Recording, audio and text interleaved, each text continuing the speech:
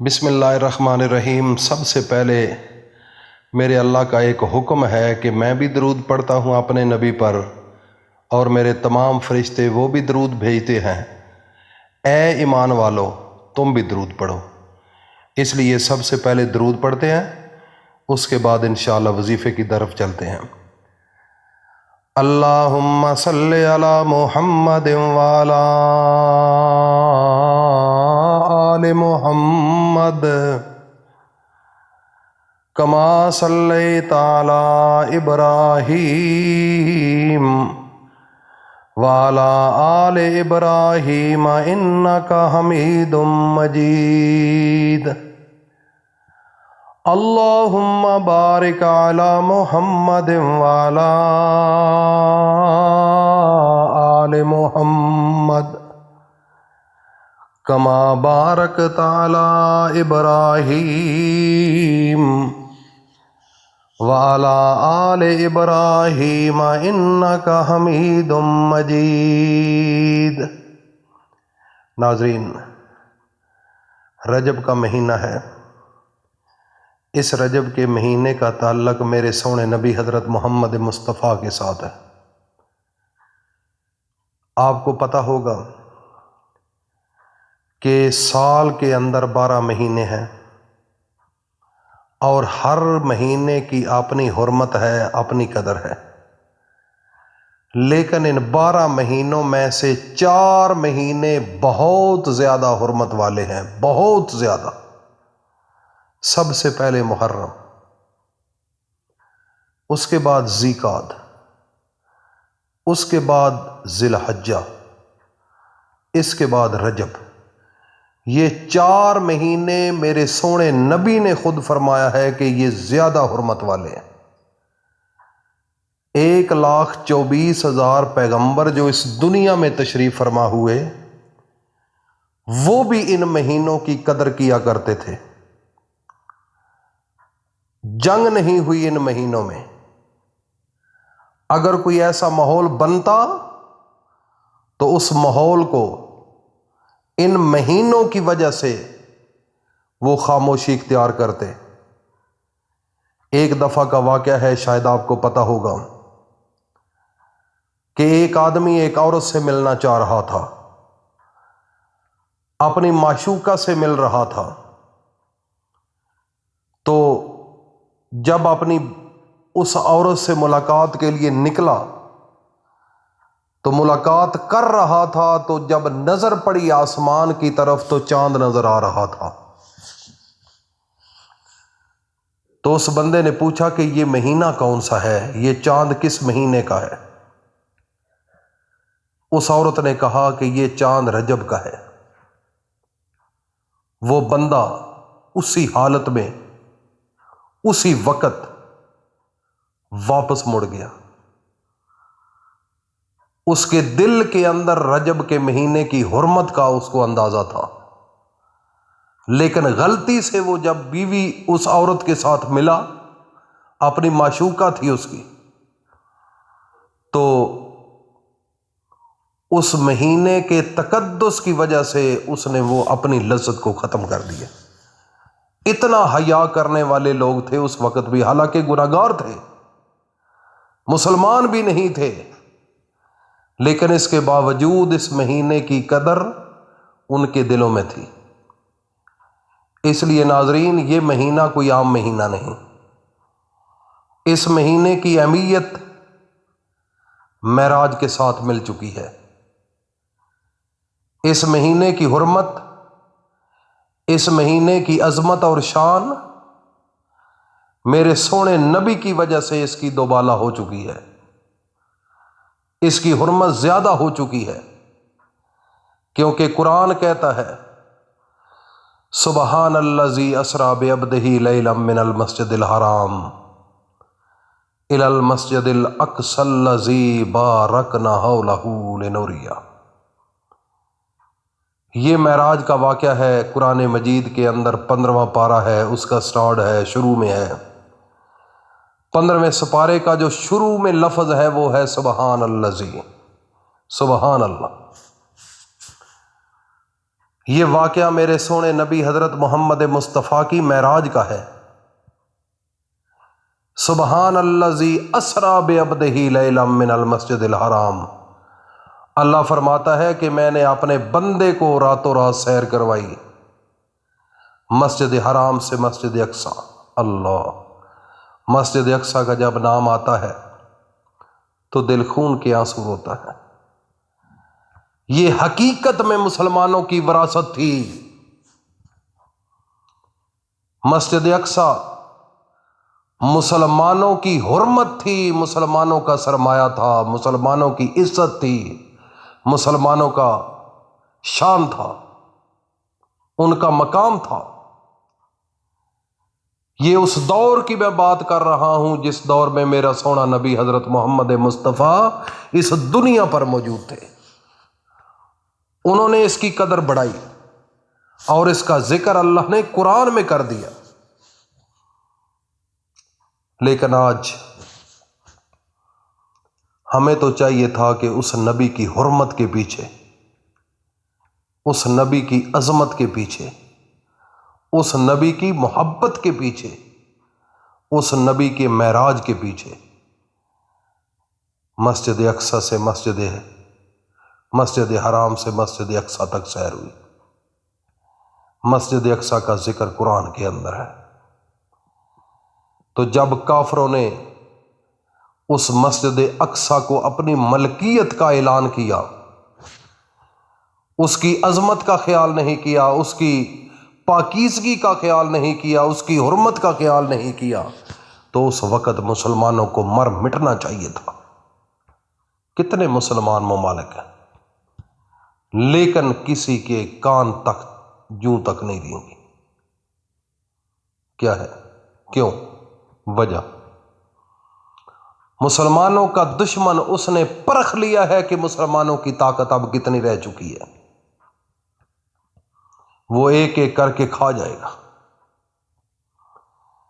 دیکھو نا، انہوں نے مسجد اقصی پر حملہ کر کے مسلمانوں کے جذبات کو دیکھا، مسجد اقصی کو آگ لگا کر مسجد اقصی کی حرمت کو پامال کر کے انہوں نے مسلمانوں کے صبروں کو دیکھا، جذبات کو دیکھا، ایمان کو دیکھا، ان کے اندر اللہ اور اللہ کے رسول کی لگی ہوئی جو آگ کہتے ہیں ہمارے اندر دل ہے، اس کو چیک کیا اس نے۔ لیکن کیا ہوا؟ پوری دنیا کے اندر جتنے مسلمان ممالک ہیں ان کے لیڈران، کسی نے کوئی تاریخی قدم نہیں اٹھایا، اور مسلمانوں کے دشمن جو تھے انہوں نے کھل کر ان کے جذبات کے ساتھ کھیلا۔ لیکن اگر قرآن کا مطالعہ کیا جائے تو قرآن کے اندر کھلے لفظوں میں لکھا ہوا ہے کہ یہ جو آپ کے مخالفین ہیں نا، کفار، یہودی، یہ غیر مسلم، یہ آپ کے دوست نہیں ہو سکتے، یہ آپ کے دوست نہیں ہو سکتے۔ لیکن ہم دوستی کے پیچھے لگے ہوئے ہیں کہ ہمیں کچھ نہ کچھ فائدہ ملے گا، یہ ہوگا، وہ ہوگا، ہمیں نقصان نہیں ہوگا۔ لیکن دور اندیشی کے ساتھ نہ سوچنا، ان کو یہ پتہ نہیں کہ یہ دنیا تو ایک دن چھوڑ کر چلے جانا ہے۔ میرے سونے نبی حضرت محمد مصطفیٰ صلی اللہ تعالی علیہ وسلم، ان کا جب دور تھا تو میرے سونے نبی کی ایک جماعت تھی جس کا نام صحابہ تھا رضی اللہ تعالی عنہم۔ آپ کے اشاروں پر مر مٹنے والے تھے، آپ کی عزت اور حرمت کے پیچھے مر مٹنے والے تھے۔ اتنے بے شمار واقعات ہیں، اتنے بے شمار واقعات ہیں کہ اگر انسان بیان کرے تو خدا کی قسم آج ہمیں خون کے آنسو رونا پڑتا ہے کہ ہمارے اندر کتنا ایمان رہ چکا ہے۔ کتنا رہ چکا ہے، ہمارے اندر وہ ایمان نہیں رہا، ہم بہت پیچھے چلے گئے ہیں، بہت پیچھے۔ ہم نے اپنے آپ کو پہچاننا چھوڑ دیا ہے، ہم نے اپنے آپ کو پہچاننا چھوڑ دیا ہے، دوسرے کو تو چھوڑو۔ ہمارا وجود ہے، اللہ نے عقل ہمیں عطا کی، گردے اللہ تعالیٰ نے ہمیں دیے، جگر دیا، معدہ دیا، دانت دیے، ٹانگیں دیں، پاؤں دیا، دل دیا، کتنی بے شمار چیزیں ہیں وجود کے اندر، اور وہ آپ کی مرضی کے مطابق کام نہیں کر رہی، وہ اللہ کی مرضی کے مطابق کام کر رہی ہیں۔ گردے اللہ کی مرضی کے مطابق چل رہے ہیں، اللہ نے بنائے ہیں، وہ چل رہے ہیں۔ دنیا پوری کے اندر دیکھ لو آج کتنے ڈائلیسس سینٹر بن چکے ہیں، کتنا پیسے کا ضیاع ہوتا ہے۔ اگر ایک مہینے کے ڈائلیسس کروائے جائیں تو 50-60 ہزار روپیہ لگتا ہے، لیکن اگر آپ کی 50 70 80 100 سال عمر ہے، آج تک اللہ نے آپ سے پیسے لیے؟ بتاؤ نا۔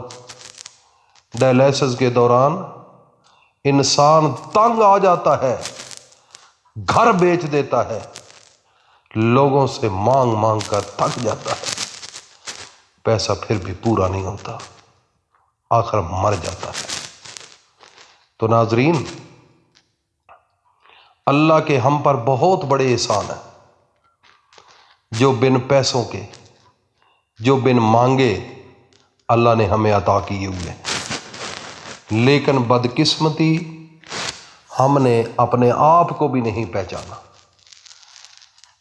جگر ہے، معدہ ہے، ایک چیز کو لے لیا جائے تو ایک لمبی بحث ہو سکتی ہے، لیکن ہماری مرضی کے مطابق وہ کام نہیں کر رہے، اللہ کی مرضیوں کے مطابق کام کر رہے ہیں۔ معدہ آپ کھا رہے، وہ ہضم کر رہا ہے، وہ اپنی ڈیوٹی کر رہا ہے۔ جگر وہ اپنی ڈیوٹی کر رہا ہے، گردے خون صاف کر رہے ہیں، وہ اپنی ڈیوٹی کر رہے ہیں۔ معدہ غذا ہضم کا ہے، یہ سارا نظام میرے اللہ کے پاس ہے، آپ کے پاس تو کچھ بھی نہیں۔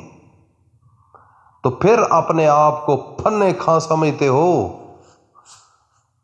کہ میں بڑی کوئی شے ہوں، تم کچھ نہیں ہو۔